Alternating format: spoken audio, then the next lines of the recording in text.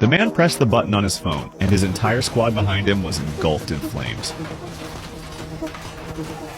Dugan was once the most renowned sharpshooter in his unit. Working with his spotter Gary, he had completed numerous high-level assassination missions. At a party one day, a man approached Dugan, offering him £150,000 to carry out a hit. Dugan immediately refused, because active-duty soldiers are strictly forbidden from taking on private work. But then the man said, "Well, you kill people for the army. What's the difference? Except you'd be getting a lot more money." Eventually, Dugan accepted the job.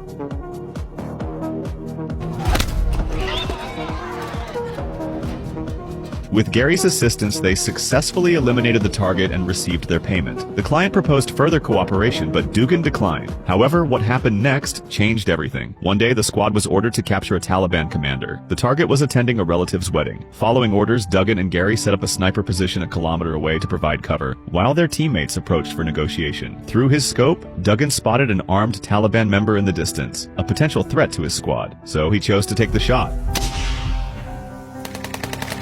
The gunshot startled all the nearby Taliban members. His teammates quickly launched a massacre.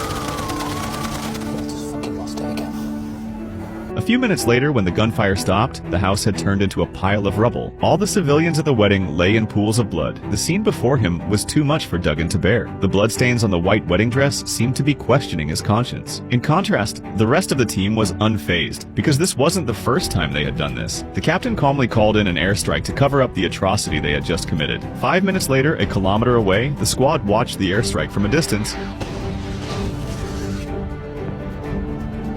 even praising how cleanly the mission had been executed. Only Dugan and Gary wore heavy expressions. That day, while the squad was traveling down the road, Dugan signaled to stop the convoy. He had noticed something strange on a mound ahead, worried that it might be a landmine planted by the enemy. He volunteered to go clear it, bringing Gary along with him. He turned on the mine detector and carefully moved forward. When he reached the mound, he found it was just a toy tricycle. But just then, Dugan pulled a phone from his pocket, and so the opening scene came to pass. With the sound of the explosion, Dugan's unit was officially declared killed in action, vanished without a trace. From that moment on, a top-tier assassin quietly emerged from the shadows.